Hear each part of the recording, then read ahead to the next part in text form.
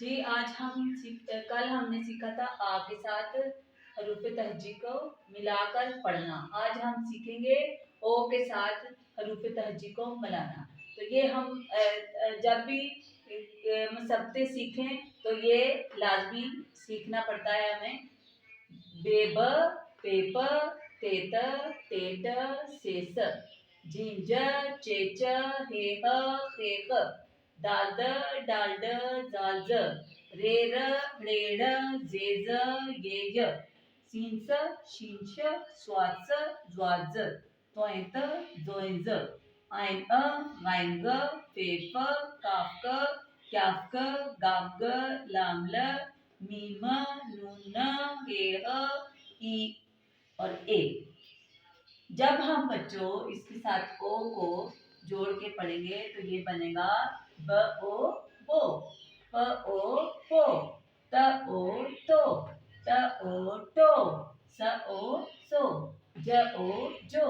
च ओ चो, ह ओ हो, ख ओ हो, द ओ दो, ड ओ डो, ज ओ जो, र ओ रो, ड़ ओ रो, ज ओ जो, य ओ यो, स ओ सो, श ओ शो, स ओ सो, ज ओ जो, त ओ तो, ज ओ जो, अ ओ ओ, ग ओ गो, फ ओ फो, क ओ को, क ओ को, ग ओ गो, ल ओ लो, म ओ मो, न ओ नो,